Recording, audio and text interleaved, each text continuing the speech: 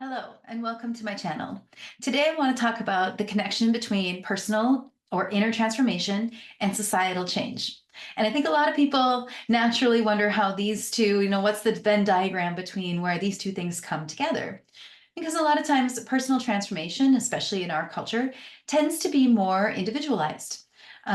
Transformation, changing, personal growth, self help, all of these things tend to be more about what we can do for ourselves. And then societal change seems more like something that is a product of protesting and activism and community involvement. And most people see these things as separate.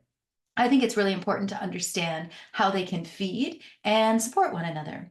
And so rather than, working on spiritual or personal growth and just focusing on overcoming and transcending and being almost not of this world, and remembering that we are actually here on this planet for a reason. And I think that that's good, especially for a lot of spiritual practitioners, to remember that it's not all about getting up and out. I mean, we came here to embody this body, these emotions, and these experiences. And then I think when it comes to the activists and people on the front lines of social change, it's helpful for them to remember and to hear from the spiritual and self-help practitioners that, we're all the same. We are all connected. We all matter. We are all human beings with complex emotions and desires and needs. And so I think a lot of times these two groups of people, sometimes spiritual practitioners or just self-help in general, whether or not it's secular or spiritual, and then the community of activism and people seeking social change. But I think that it's really important to bring these things together and to see how they feed each other. So to see how activity in one feeds into results in the other. Let me start, first of all, by talking about personal transformation. And I do want to distinguish it from some of the other things I just mentioned, like self-help, personal growth, personal development, self-improvement, and so forth. So there's a big difference for me and my work between just the kind of changes that allow you to get by, that teach us how to, basically say, well, it really isn't so bad, helping us to reframe, essentially, helping us to change our mindset, or hack our mindset, or to come up with a few new habits or a few new ideas or a new mantra. All of these things are great, and they can be fun, and they can often be helpful, but they are not sustaining because all they're really doing is piling on top of what we already have in our minds. And there's plenty to begin with. I mean, we're all, just filled to the brim with childhood conditioning and societal conditioning and pre-programmed ideas. And sometimes I think the very last thing that we need is more ideas. I mean, when I look at my self-help books, there's very little anymore that still sticks with me from those ideas. They might have worked for a few days, a week, maybe even a month, but they're not sustaining. And they're not really coming from within. They are coming from without. It's something that I'm imposing onto myself. Here's what you're supposed to do with your first 15 minutes of the day. Nobody can know that but you. And so personal transformation, my work, is all about not change, but true transformation. So the difference being change is adaptation, it's modification, it's adjustment, it's learning to live with our traumas, our pains, our frustrations, our annoyances. It's finding ways to cut down, shrink down, quiet down, and fit in. Transformation does not promise that you will fit in by the end of the work because it makes you bigger. Transformation work is really about reclamation of inner childhood longings, of our shadow sides. There's a whole shadow work is involved in transformation. It's a whole inside out process of digging everything out from within. So getting down to the root system of who we are, and then choosing how much we want to rebuild onto that. Because with transformation, it's not about here's a new belief set, here's a new outside idea of what you should do or who you should be or how to find your purpose or whatever it might be. Instead, it's about just unlearning everything that we've imposed upon ourselves and coming back to our trueness, to our wholeness, to our authenticity and our realness and our humanity. which is good and bad, light and dark, joyful and depressed. I mean, we are all of these things at once. One of the analogies that I like about the difference between change and transformation is that you can either take lead and turn it into a pencil, or you can take lead and turn it into gold.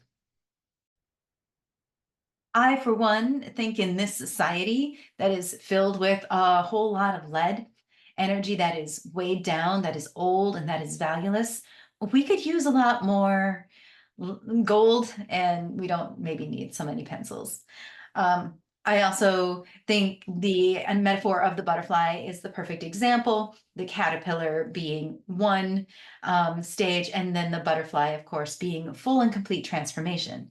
Now, if the caterpillar was too afraid to undergo radical transformation, would not go into the chrysalis, well, and instead just want to change, like maybe the caterpillar learns how to tap dance. And that's fantastic. Now the caterpillar can dance and it's got an audience and it thinks that it's doing really great in life.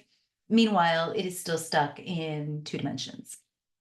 So this is the work of personal transformation, just distinguished from change, distinguished from self-help and traditional methods of growth and change. Now, let's talk about the collective. So the collective that we see is an expression of all of our individual ideas, beliefs, mottos, values, all merged into one.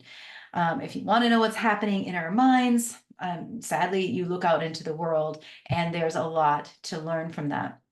There's a term called the collective consciousness that Carl Jung coined, and it's this idea that kind of like how we have a cloud for all of our files on our computer. We can save things up to the cloud and we don't have to think about it all the time, but anytime we want to, we can draw something down. There's also a collective cloud, and that includes all of humanity's thoughts, beliefs, ideas, mottos, experiences, feelings, emotions from the beginning of time. So that's a massive, massive cloud called the collective consciousness. We are all plugged into that at all times, 24/7 around the clock. And a lot of our responses and reactions and feelings are coming through that connection, even if we're not aware of it, and most of the time we're not. So when you're feeling a certain way and you're not sure why, sometimes it's just because that's what the collective is feeling at the time.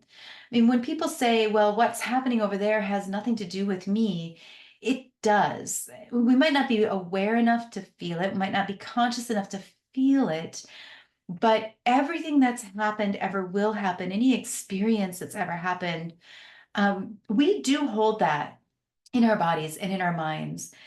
And so this collective consciousness is pretty powerful.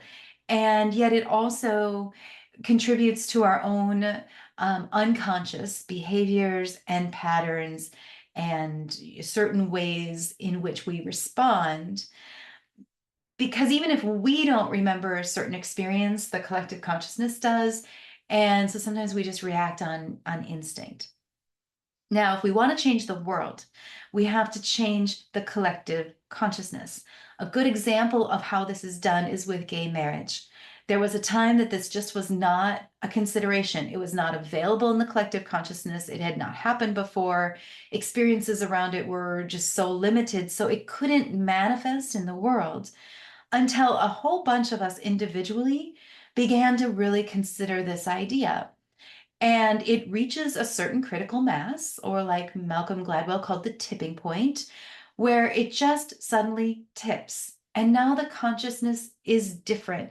And now what we tap into is an acceptance of something that was inconceivable just not that long ago. So to think that the society can't change is cynical. It isn't easy, but it can change, and it requires work at that level of the collective. All of our individual thoughts go up there, up there, out there, however you want to picture it. I still just do picture it like a big cloud where we just store everything. Now there is a significant connection, so we're connected to it, but also it's this reminder that we are all the same. So if you are feeling fear, if you're feeling anger, if you're feeling jealousy, it feels the same in other people as well. This is the whole idea of compassion. Compassion recognizes that, if you're feeling jealous, it doesn't matter necessarily why or the magnitude of the situation. An emotion is an emotion is an emotion. I always say that betrayal feels the same for a 12-year-old boy in a playground than it does for a king being betrayed by his people. We are all one. We are all the same. Our world is set up in hierarchy and it's set up in tiers, but that's an illusion. And that's something that has been set up, unfortunately, to serve certain groups of people at the expense of others. If the kind of world that you're looking for, the kind of world that I'm looking for, is one of unity and of wholeness and of connection and of compassion and of taking care of each other in a way that we really can do. We really can. We have the resources. This idea that, everything is scarce, that there's not enough of anything to go around. It's not that. It's just that we're not distributing it right. We're not sharing equally. Some people are hoarding, and that's something that we want to change in the collective consciousness. Just create a situation where that is no longer acceptable or admired. And, so billionaires are no longer revered, right? They're maybe shamed into sharing their wealth until finally we do see a redistribution of resources. So these ideas, the spiritual ideas of as above, so below, as within, so without, we are the microcosm of the macrocosm. These are ideas that can play out really nicely in the collective and contribute to societal change. And that competes pretty radically with our idea, especially I'm in America, especially with the idea of individualism. Individualism feeds into the whole idea of self-help. Going back to that, self-help, it's right in the name. It's all about the self, as if we have that much control of our lives, as if we have that much say, as if there aren't embedded obstacles that are different for some people than they are for others. You come to a self-help book and, it's as if you're all on the same playing field and you've come from the same background entirely. And, we just know that that's not true. Individualism gives us our bootstrap mentality, which is really popular here, which I feel like it's starting to lose a little bit of its power. I think people are starting to question this, which is really good because this has been a myth that you can pull yourself up by the bootstraps, that anybody can. It's been a myth that's lasted way too long. And, the American dream in and of itself is just this idea that you, through your individual efforts, regardless again of your circumstances, your opportunities, your upbringing, you can achieve this. And of course, the American dream is always expressed in terms of wealth. You can experience this great wealth. And then the idea of being self-made, which I also think is a myth, the myth of the self-made man or woman. None of us are. None of us create success or failure all on our own. We are interconnected. There's so much that's at play. We live in a society. We do not live in a vacuum. And so when we start to see this and understand these ideas and these principles of all is one, as above, so below, we are the microcosm of the macrocosm, the world is in us, we are in the world. A, we feel less lonely.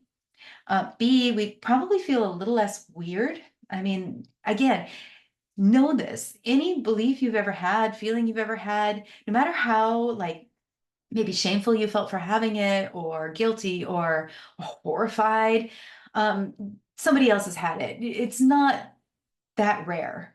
I mean, and then so sometimes learning this can be a kind of a blow to the ego, because we're not that rare. I mean, but you've seen it happen. You've seen it in play when, for instance, you have an idea and, maybe you're a writer and you have an idea to write something and you don't get around to it, and then pretty soon you see somebody else just wrote it and there was your article and your title, and this idea that there are ideas that are swimming in this collective consciousness because it holds those as well, and they need to be made manifest.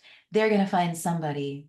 Those ideas are going to find somebody, and this is all credit to Elizabeth Gilbert and a lot of her work on this idea being a living, breathing thing that needs to be made conscious. And it's not necessarily so picky about who manifests it. So that's often a humbling experience. I've had that several times. Just a pro tip on that one. If there's something I'm going to write or something I'm going to do or something I want to hold on to, I usually just tell that idea, I've got you, and write it down somewhere so that it doesn't run off. um, so we also want to recognize then, once we understand our connection, then we understand our power. And we understand that we can do more than we think we can. I mean, I think a lot of us feel very powerless, and we watch the world falling apart from the outside, and we can fall into apathy. We can fall into cynicism. We can fall into a personal depression, just thinking that there's absolutely nothing that we can do. And maybe we're an activist-minded person, a protest-minded person, and maybe we're not. But if we remember that we are always connected to the collective, then we take greater care in how we think, how we approach things, how we challenge things. I mean, we want the world to change, and we want the world to change a lot of its existing narratives that continue to perpetuate the same cycles. But we don't want to first look at our own patterns and our own cycles that are perpetuating within us. There is a status quo that exists out in the world. Status quo just meaning the existing state of things. And there is a status quo that lives within us, the existing state of things. And if we allow ourselves to become withdrawn or depressed or cynical, then likely we're not going to be living our lives from a place of consciousness anymore. We're going to be more unconsciously driven. When we live our lives unconsciously, and this is true on an individual level or a collective level, the status quo can continue on doing exactly what it's always been doing. The status quo now has kind of gotten permission to carry on. Business as usual, operating mode on, and nothing changes, and then we get more cynical and we withdraw more, and the status quo feeds on that. The status quo feeds on your cynicism. It feeds on your frustration. It feeds on your belief that there's nothing that you can do. It feeds on your belief that things can't change. It feeds on those things. The moment we start asking questions of the status quo, and to do that, we just simply ask questions about why things are the way we are. What's the underlying belief? All institutions, all ideas are built of beliefs. Like, that's the lumber that goes into them. And like a kid with a toaster, I mean, if you want to know how it works, sometimes you have to take it all apart. And we're living in this time where, for better or worse, things are falling apart. Ideas and structures and norms and beliefs of how things are supposed to be, the status quo is falling apart right now, which makes for a really good opportunity for us to say, okay, now let's really look at this. Let's see what's happening under the surface. This is what begins the process of true transformation, is a breakdown intentionally or unintentionally, a breakdown individually or collectively. Breakdown is the first step. And once we break things down, we can see it more clearly, maybe sometimes for the very first time. Here are all these beliefs that have been operating in our mind, in our culture. And finally we say, I am not going to invest in that anymore. And then it's sort of like the game where you pull the logs out, right? The stacking tower, Jenga. You just pull one out and the whole thing comes down. That is kind of what we're living in right now. It's scary, it's uncomfortable, it's frightening. There's a lot of us that just want things to go back to quote unquote normal. They're not going to. They never will again. They can't. We you can't recreate the past. All you can do is move forward. And instead of using the same building blocks, then the same beliefs, now's a chance for us to find some maybe new beliefs, maybe fewer beliefs, maybe more open-minded beliefs, maybe more compassionate beliefs, maybe more beliefs that are grounded in the understanding that we are all one human body and we've got to take care of each other. We only have this one planet. We have got to take care of it. And so our beliefs have to be grounded from this place of this importance of taking care of each other and our world and ourselves. So this breakdown stage, that's number one. And I have this whole process on my website. Check it out. I have a Secrets of Transformation free booklet, and it goes through these stages even more specifically. The second stage is the reflection stage. This is where you start asking questions. How'd I get there? Why do I believe that? Did it serve me at one point? Um, is it still serving me now? I'll give you a good example of this. One that when I was in my early 20s, I was in college. I'd moved a couple times, and so I'd lost some groups of friends. And I was having a difficult time making friends, except for some reason I was able to make more friends with men. It's probably because I was young and flirty and all of that too. And at some point, I kind of gave up on trying to make new female friends because I just told myself I don't make friends well with women. I'd actually prefer to be friends with men, which was a lie. It's simply not true. But the more I invested in that lie, the more I told myself that that was my truth, the more I continued to manifest that and spend years without really good female friends. And there just came a point in time in my life where I thought, why do I believe that about myself, that I don't need female friends? And you let go of the belief and things change. So that's the reflection stage. And we do this with as many beliefs as we can basically manage to unwrap and unravel from within us. I'm talking our religious beliefs, our cultural beliefs, our value beliefs, our relationship beliefs, our work beliefs, all of these things. The third and final stage is a rebirth. And obviously, this sounds like the most exciting stage possible, but it comes with its own challenges. Having a new way, a new lease on life, and then going back into the world can be really tricky. But you need certain anchors and you need to stay centered to who you are. And this is why I'm developing my course this fall, fall 2024, Steadfast Living in Turbulent Times. It's all about how to hold on to what you discover as you do the transformational work. You're doing it on the level of society. It will always feed back.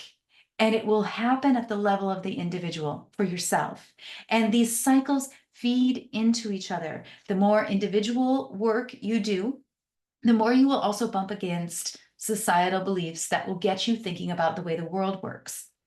And as we're doing all of this and as we're going through these cycles, you can start to feed the collective consciousness with more creative ideas, more inventive ideas, more fresh ideas, not same old, not just another revamped, yoga plus X combination. You'll be able to create something brand new. You'll be able to pull it from the imaginal world where all ideas originate. And instead of just continuing to adapt and reframe, like we said, now you're going to be able to come into the world with this freshness, this ingenuity, these ideas that never seemed possible before, and feed them into the collective consciousness and begin to contribute once again to the tipping points, to the critical masses that tip things, the state of the world, that tip the status quo until it cannot hold any longer. And we rebuild again. So I want to thank you for your time. this introduction to societal change and individual transformation. And just a reminder, I have a lot of resources on my website about transformation, about societal change. I've got a course coming up. I've got a new book coming up. I really hope you join me and find something that resonates for you and the way you like to learn, whether it's through YouTube videos, whether it's through ebooks, whether it's through podcasts. Find your way, join me, connect to my community, get on my email list, and let's make a difference together.